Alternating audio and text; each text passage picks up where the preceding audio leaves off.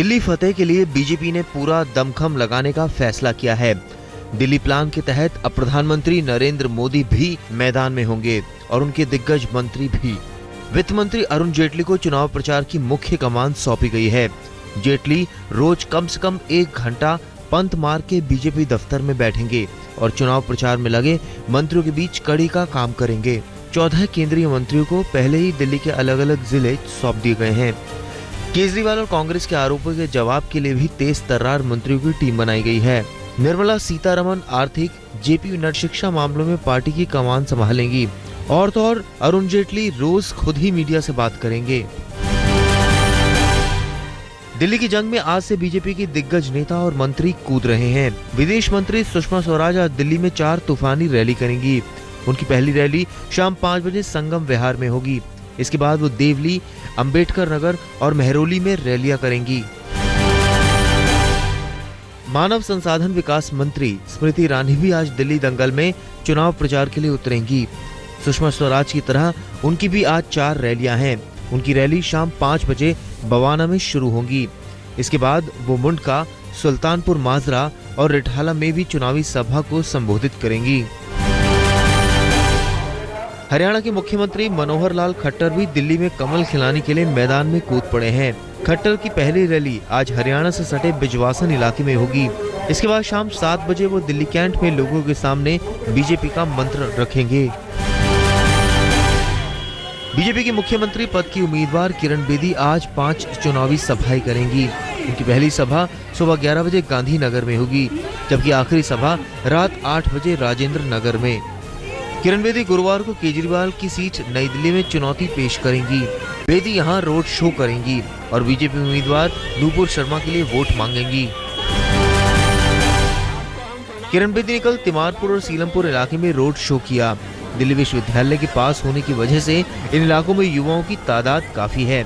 बेदी के साथ मनोज तिवारी भी थे, जिन्होंने प्रचार के दौरान जमकर गाने भी गाए।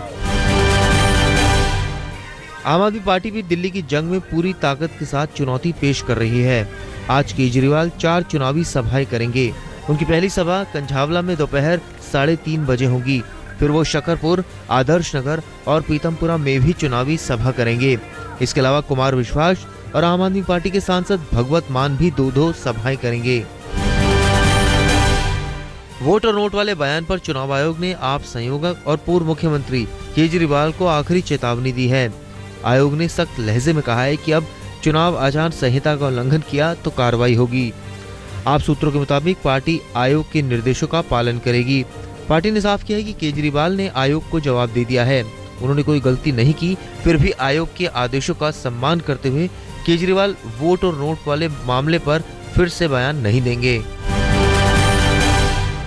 बीजेपी और आम आदमी पार्टी में पोस्टर वॉर शुरू हो गया है। किरण बेदी ने ऑटो पर लगाए पोस्टर पर आपत्ति जताते हुए केजरीवाल को नोटिस जारी किया है। उन्होंने कहा है कि बिना इजाजत उनकी तस्वीर इस्तेमाल कर उनकी छवि खराब की जा रही है। जिस तरीके से किरण बेदी की फोटो लगा करके और एक कैमोफ्लाज उन्होंने किया है, वो कहते हैं कि मैं ईमानदार हूं और मिसेस बेदी अवसरवादी हैं। ये इस तरह की जो राजनीति है, इसमें ये सीधे सीधे कोड ऑफ कंडक्ट का वायलेशन है और इस पर उनके खिलाफ तुरंत कार्रवाई होनी चाहिए। वहीं कांग्रेस लहर के खिलाफ कुछ करिश्मे की उम्मीद कर रही है। कांग्रेस अध्यक्ष सोनिया गांधी दिल्ली में एक रैली करेंगी। वहीं कांग्रेस उपाध्यक्ष 2 रैली कर कांग्रेस कार्यकर्ताओं में जोश भरने की कोशिश करेंगे। कांग्रेस उम्मीदवारों के प्रचार में हिमाचल और उत्तराखंड के मुख्यमंत्री के अलावा कुछ पूर्व मुख्यमंत्री और दिग्गज नेता शामिल हो रहे हैं। दिल्ली के दंगल में अपने पहले रोड शो में कांग्रेस उपाध्यक्ष राहुल गांधी ने काफी आक्रामक रुख अख्तियार किया। कालकाजी में उन्होंने सीधे सीधे प्रधानमंत्री मोदी पर हमला बोलते हुए कहा कि वो सिर्फ पीआर कर रहे हैं, जबकि उनकी सरकार कुछ उद्योगपतियों को फायदा पहुंचा रही है। प्रधानमंत्री जी पीआर कर रहे हैं, अपना पर्सनल पीआर कर रहे हैं, मगर कॉन्क्रीट एक काम नहीं हुआ है। रियलिटी ये है और जनता ये पूछ रही है कि बातें कब बंद होंगी, काम कब शुरू होगा।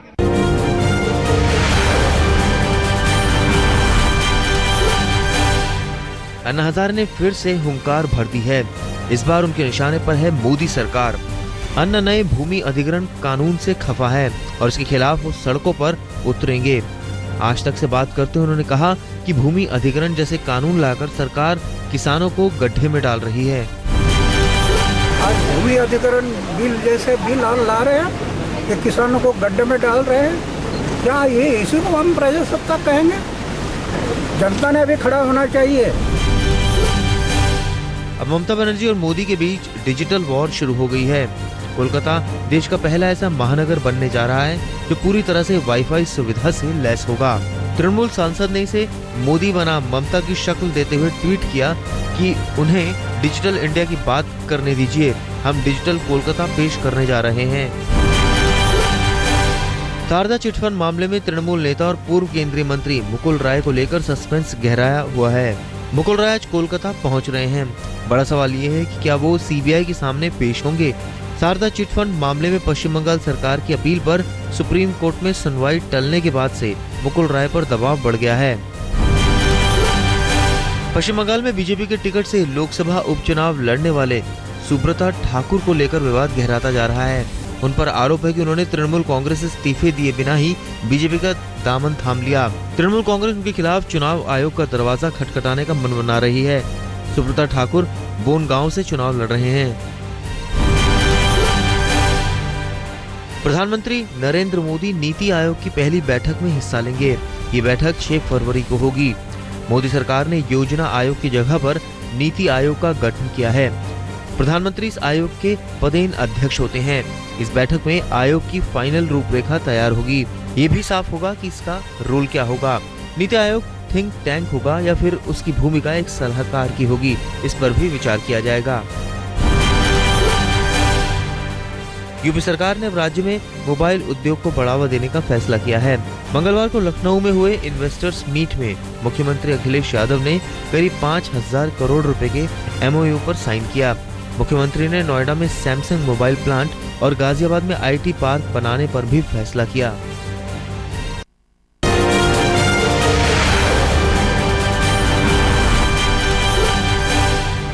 अमेरिकी राष्ट्रपति बराक ओबामा भारत में मिले सम्मान से इस कदर गदगद हुए कि उन्होंने फिर से भारत आने की इच्छा जताई। प्रधानमंत्री नरेंद्र मोदी के साथ रेडियो पर मन की बात कार्यक्रम में पूछे सवाल के दौरान ओबामा ने कहा कि उनकी बेटियां उनके साथ भारत आना चाहती थी, लेकिन परीक्षाओं में व्यस्त रहने के कारण वो नहीं आ सकी।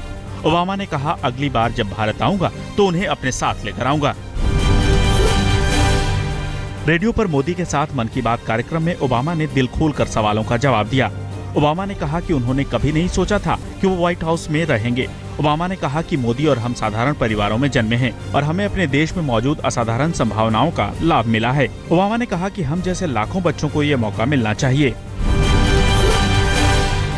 ओबामा की तरफ प्रधानमंत्री मोदी ने भी रेडियो पर अपने मन की बात कही। मोदी ने कहा कि मैंने भी कभी कल्पना नहीं की थी कि मैं देश का प्रधानमंत्री बनूंगा। मैं भी सामान्य परिवार से आता हूँ।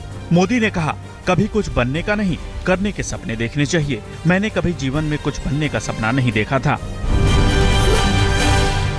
जम्मू कश्मीर के त्राल में कल आतंकवादियों के साथ मुठभेड़ में एक कर्नल और एक पुलिसकर्मी शहीद हो गए। इस मुठभेड़ में 2 आतंकवादी भी मारे गए। आतंकियों के साथ मुठभेड़ में शहीद हुए एमएन राय 42 राष्ट्रीय राइफल्स के कमांडिंग ऑफिसर थे। कर्नल राय को इसी गणतंत्र दिवस पर युद्ध सेवा मेडल से सम्मानित किया गया था। आतंकियों से मुठभेड़ में शहीद हुए कर्नल एमएन राय यूपी के गाजीपुर के रहने वाले थे। कर्नल राय की शहादत की खबर सुनने के फौरन बाद उनका गांव शोक में डूब गया। एमएन राय 2001 में सेना में शामिल हुए थे। वो अपने पीछे 2 बेटियां और एक बेटे को छोड़ गए हैं। बेटे की शहादत की खबर सुनकर उनकी बुजुर्ग मां और रिटायर्ड प्रिंसिपल पिता सदमे में हैं। दिल्ली में फिर दिखा रफ्तार का कहर। बीती रात रिंग रोड पर 3 कारें आपस में जा भिड़ी। हादसा करीब 12 बजे को हुआ। शांतिवन के पास लाल बत्ती पर एक फीगो कार सिग्नल तोड़कर तेजी से निकली, तभी दूसरी ओर से आ रही कार से जा भिड़ी। टक्कर इतनी जबरदस्त थी कि लाल बत्ती पर खड़ी तीसरी कार भी दोनों की चपेट में आ गई। इस हादसे में कुल 6 लोग जख्मी हो गए। यूपी के रामपुर में 3 महिलाओं के साथ गैंगरेप का सनसनीखेज मामला सामने आया है। पीड़ित महिलाओं के मुताबिक हथियार के दम पर 5 दबंगों ने पहले उनके परिवार को बंधक बना लिया और फिर उन्हें अपनी हवस का शिकार बनाया। पीड़ित महिलाओं के मुताबिक रात को ईटा भट्टा ठेकेदार अपने 4 साथियों के साथ उनकी झुग्गियों में आ धमके।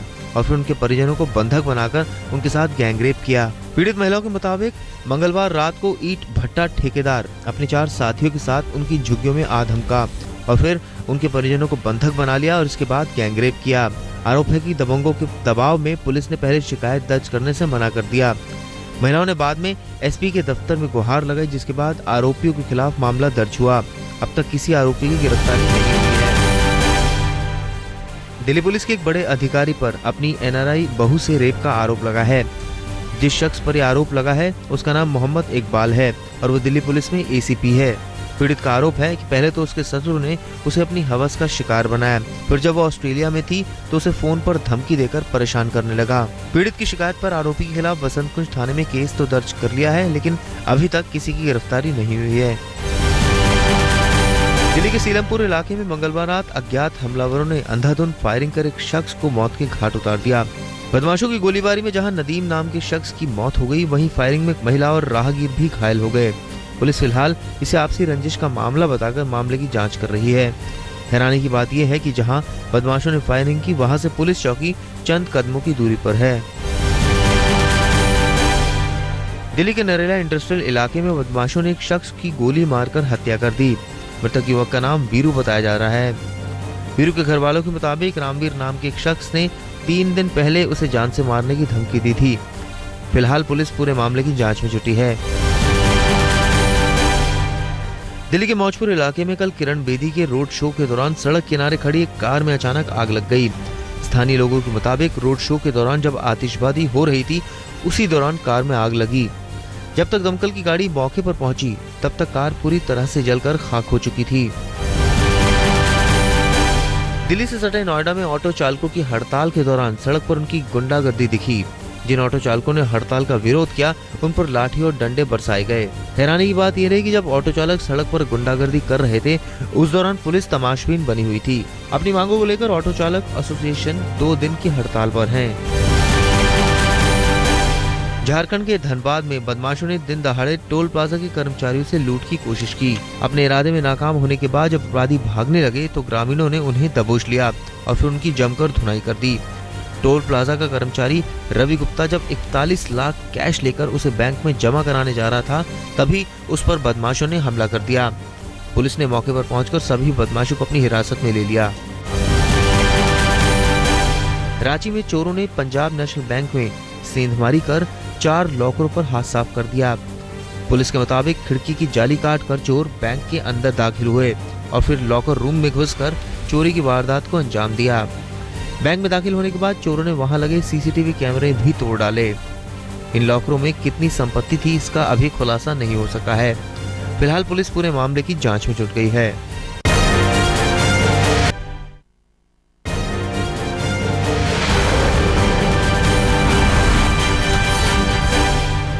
लीबिया की राजधानी त्रिपोली में एक होटल पर हुए आतंकी हमले में 9 लोग मारे गए, जिनमें 5 विदेशी नागरिक बताए जा रहे हैं। अधिकारियों के अनुसार कई बंदूकधारी कोरिंथिया होटल में घुस आए और वहां रिसेप्शन पर गोलियां बरसाने लगे। होटल के बाहर इन आतंकवादियों ने कार में रखे बम में धमाका भी किया। अधिकारियों के मुताबिक मरने वाले विदेशी नागरिकों में 1 अमेरिका, 1 फ्रांस और 3 एशिया के थे। इस हमले में 3 सुरक्षा कर्मियों की मौत हो गई, जबकि 12 लोग घायल हो गए। हमले के बाद एक बंदूकधारी ने खुद को उड़ा दिया। अमेरिका के न्यूयॉर्क और न्यू जर्सी में बर्फबारी का कहर जारी है। पूरा इलाका बर्फ से ढक गया है। सड़कों पर बर्फ ही बर्फ है। स्कूल कॉलेज सभी बंद पड़े हैं। अब बर्फ हटाने का काम चल रहा है ताकि जनजीवन चल सके।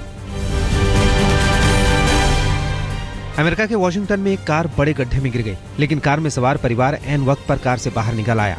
पानी के पाइप फटने से सड़क पर गड्ढा बन गया था।